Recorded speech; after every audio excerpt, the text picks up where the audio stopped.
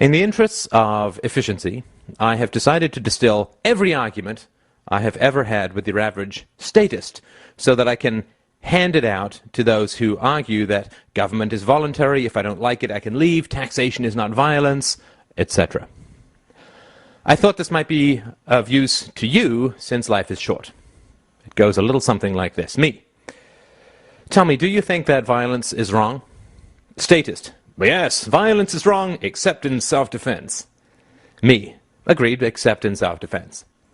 So tell me, how do you think that problems should be solved if we should not use violence?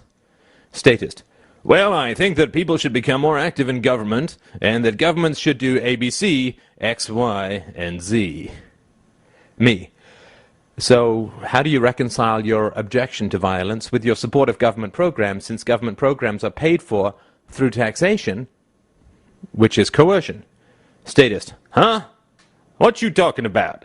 Taxation is not coercive. Me. Taxation is coercive, since if you do not pay your taxes, you are kidnapped at gunpoint and thrown in jail, where, if you try to escape, you are shot. Statist. But this is a democracy. We choose our own governments. Me.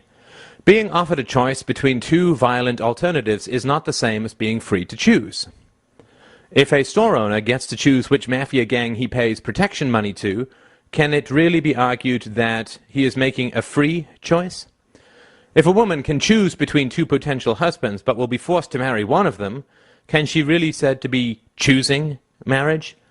The only way that we can know the only way that we know that the people are freely choosing governments is if they have the choice not to choose a government. Statist. Well, there is a social contract which binds people to governments. Me. There is in fact no such thing as a social contract. Unless they have been granted power of attorney, people cannot justly sign contracts on behalf of others. If one man has the power to unilaterally impose his will on another and call it a contract, then logically a man can rape a woman and call it lovemaking. Statist. But I accept the social contract, and so do you if you drive on the roads. Me. First of all, your choice to honor a contract does not give you the right to force me to honor it. You can choose to buy a house, but you cannot justly force me to pay for it.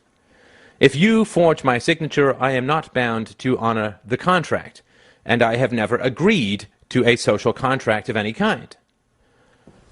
Secondly, it is true that I use government services, but that is irrelevant to the central moral question of coercion. If a slave accepts a meal from his master, is he condoning slavery?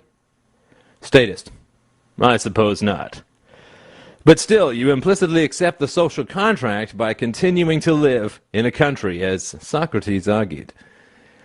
Me. Do you think that it would be just for me to create a social contract which stated that I could rob anyone who lives in my neighborhood? And that if people continue to live in, quote, my neighborhood, that they are expressly consenting to my new social contract? Statist. Well, no, but then we are talking about individuals. Sorry, but we are talking about governments, not individuals. Me. Is the government not composed of individuals? Is the government not just a label for a group of individuals who claim the moral right to initiate force against others?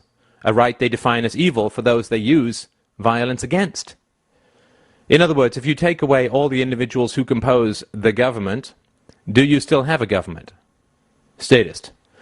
I suppose not, but that is besides the point. You say that taxation is violence, but I have paid taxes my entire life, and I have never had a gun pointed to my head. Me. Sure, and a slave may not be beaten if he obeys his master. The definition of slavery is not being beaten, but the right to beat. If the slave stays because he fears violence and conforms to his master's wishes as a direct result of the threat of violence, the situation is utterly immoral, even if no direct violence actually occurs. Many women are raped with knives to their throats. The fact that their throats are not cut does not mean that it is not rape. Statist.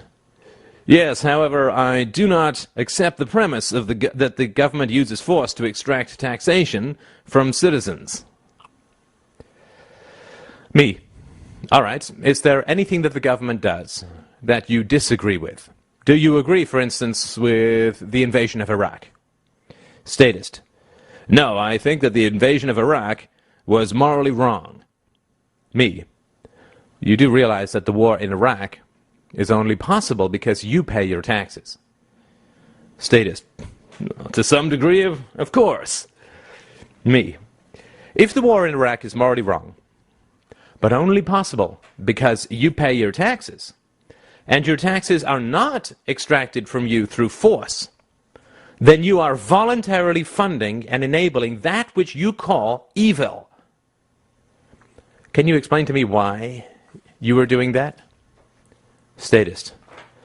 I'm doing that because I'm a citizen of this country. If I disagree with the war, then I should run for office and try to stop it. Me. That doesn't follow at all. For instance, if you were against child abuse, would you voluntarily fund a group dedicated to abusing children? Statist. Of course not. Me. And if you did claim to be against child abuse, and you voluntarily funded a group dedicated to abusing children, and I said that you should stop doing that, and you replied that you would not, but that if someone was against this abusive group, they should try to infiltrate this group, take control of it, and somehow stop it from abusing children. Would that make any sense at all? Statist. I guess not. Me. Would you agree that if you were against the war in Iraq, but volunteered for the war in Iraq, and agreed to fight without a salary and spent your own money to cover all your expenses, that your position would be utterly incomprehensible? That you would claim to be against something and then expend enormous amounts of time, effort, money, and resources supporting it? Statist. Yes, that would make little sense. Me. Thus, do you see that your position that the war in Iraq is a moral evil, but that you are voluntarily funding it through your taxes, makes no sense at all? If the war in Iraq is a moral evil, but it is only enabled through your funding, then continuing to fund it voluntarily is to openly admit that it is not a moral evil. If you are forced to fund the war in Iraq, then you can maintain that it is a moral evil because it is the initiation of the use of force. However, the taxation that is also the initiation of the use of force against you must also be a moral evil, because you are forced to fund the initiation of force against others. Thus, either taxation is coercion, or you are the worst form of moral hypocrite by voluntarily supporting that which you call evil. Does that make sense? Statist. I can certainly see that position. Me. Can you find any logical flaws in my position? Statist. No, but still think that you're wrong.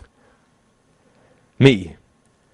Well, I'm certainly glad that you are watching this video then, rather than debating me directly, because, as I said at the beginning, life is too short to waste time arguing with fools.